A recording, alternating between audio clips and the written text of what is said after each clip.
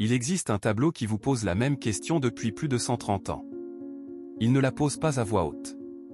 Il n'y a pas de mots écrits sur la toile.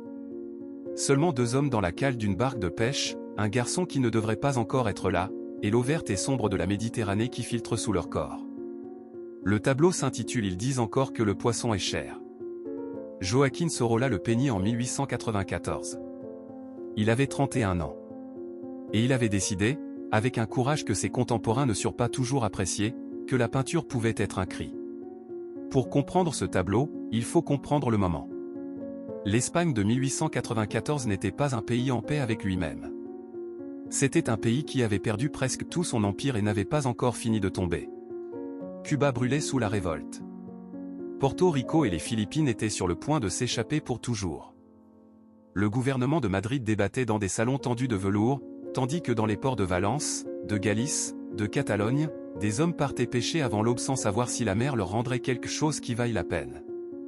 La pêche était alors l'un des métiers les plus durs et les moins reconnus d'Espagne. Les pêcheurs n'avaient pas de filet de sécurité. Pas d'assurance. Pas de syndicat capable de les défendre. Ils avaient la mer, le bateau, et les muscles de leurs bras. Et quand le bateau revenait au port chargé, quand le poisson frais brillait dans les seaux et dans les caisses, qui bénéficiait de cette abondance? Pas eux. Le poisson arrivait au marché, montait en prix d'intermédiaire en intermédiaire, et les hommes même qui l'avaient remonté du fond de la mer ne pouvaient pas se permettre de l'acheter pour la table de leurs enfants. Telle était l'Espagne de 1894. Un pays où le travail le plus physique était aussi le plus mal payé. Et où personne, dans le monde de l'art officiel, ne voulait peindre cette vérité. Personne, sauf Sorolla. Joaquín Sorolla ne peignait pas la misère de l'extérieur. Il était né en 1863 au cœur de Valence, dans une famille modeste qui ne le verrait pas grandir. Il avait à peine 2 ans quand l'épidémie de choléra tua ses parents en l'espace de quelques jours. Un enfant de 2 ans, sans mère, sans père, entouré par cette même Méditerranée qu'il peindrait plus tard avec une lumière si intense qu'elle fait presque mal à regarder. Ses oncles et tantes le recueillirent. Et Joaquín apprit, très tôt, que le monde pouvait être injuste d'une manière qu'aucun enfant ne devrait découvrir si jeune. Ce souvenir ne le quitta jamais. Quand dans les années 90 Sorolla commença à peindre ce que nous appelons sa période sociale, il n'imitait pas un courant artistique européen. Il ne suivait pas une mode du réalisme venu de France. Il peignait ce qu'il connaissait. Ce qu'il avait vu. Ce qui lui faisait mal. La misère n'était pas pour lui un sujet pictural.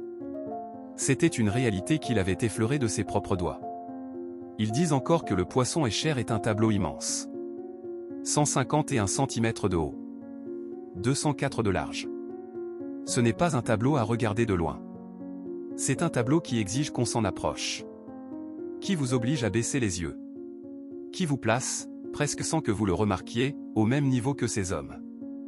À l'intérieur, l'espace est celui de la cale d'une barque de pêche. L'endroit où l'on stocke la cargaison.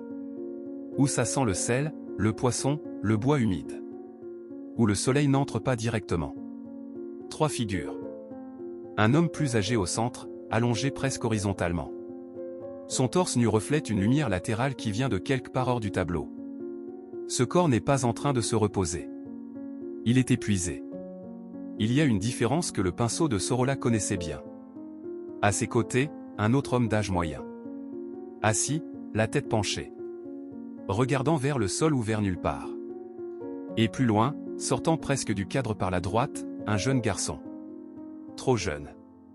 Un adolescent dont le torse brille aussi sous cette même lumière oblique. Pas d'action. Pas de drame théâtral. Pas de geste théâtral. Seulement le poids de la fatigue. Le silence de 3 personnes qui ont travaillé plus que le corps ne devrait supporter, et qui savent, sans se le dire, que ce qu'ils ont gagné aujourd'hui ne suffit pas. Et sous eux, filtrant à travers les planches, l'eau vert sombre du port. Comme un rappel d'où ils viennent et où va leur travail. Sorolla peignit ce tableau en plein air. Sur une vraie barque. Avec de vrais modèles. Sous le vrai soleil de Valence. Il n'y avait pas d'atelier. Pas d'artifice. Seulement la toile, la lumière et la vérité. Le titre du tableau n'est pas une description. C'est une phrase avec un destinataire. Ils disent encore que le poisson est cher. Avec une ironie qui ne se dissimule pas. Qui le dit? Ceux qui achètent le poisson au marché et se plaignent du prix. Ceux qui vivent loin de la mer et ne connaissent l'océan que par ce qui arrive dans leur assiette. Ceux qui ignorent, ou préfèrent ignorer, ce qu'il en coûte à un homme d'aller chercher ce poisson et de le ramener à terre. Sorolla ne nomme personne. Il ne montre personne du doigt. Mais le titre fait exactement cela, placer le spectateur devant sa propre complicité. Vous l'avez dit vous-même, à un moment ou à un autre. Comme le poisson est cher. Comme la vie est chère. Et pendant que vous le disiez, quelque part dans la cale d'une barque, un homme était allongé, portant dans son corps une réponse que personne n'allait lui demander. Quand je m'arrête devant ce tableau, je pense à tout ce que l'art peut faire. Il peut décorer. Il peut embellir. Il peut documenter. Il peut divertir. Mais il y a des moments, très précis, où l'art décide de faire quelque chose de plus difficile. Il décide de déranger. Il décide de vous rappeler qu'il existe une réalité à laquelle vous avez tourné le dos. Sorolla prit cette décision en 1894. À 31 ans.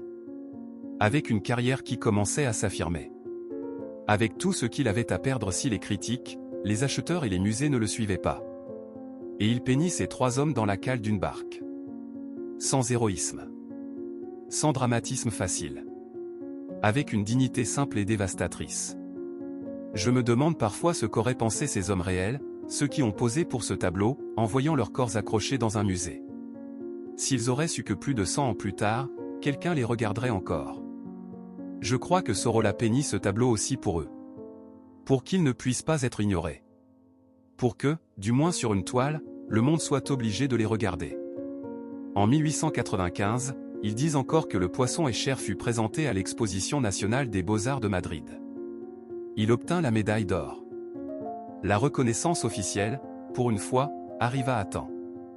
Aujourd'hui, le tableau appartient au Musée national du Prado. L'un des musées les plus visités du monde.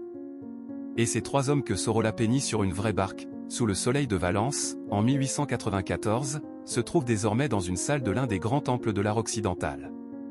L'ironie est que le Prado est précisément le type d'institution depuis lequel ces hommes auraient été invisibles. Mais l'art peut faire cela aussi. Il peut franchir des barrières que la vie ne franchit pas. Il peut placer un pêcheur épuisé dans le même espace qu'un roi portraituré par Velázquez. Et les rendre contemporains. Et les rendre égaux dans le regard de celui qui les contemple. Sorolla continua à peindre. Il peignit la lumière sur la plage, des enfants courant le long du rivage, des tissus blancs brillant au soleil. Et ces tableaux sont d'une beauté extraordinaire. Ce sont ceux que l'on reproduit le plus sur les cartes postales et les calendriers. Ceux que le monde associe immédiatement à son nom. Mais si vous savez ce que Sorolla avait peint avant, si vous avez été dans la cale de cette barque, si vous avez vu ces trois hommes épuisés sous la lumière de Valence, alors cette lumière ultérieure a un autre poids. C'est la lumière de quelqu'un qui a regardé l'obscurité et décidé de continuer à peindre malgré tout. Ils disent encore que le poisson est cher. Joaquín Sorolla, 1894. Musée national du Prado, Madrid. Le tableau continue de vous poser la question.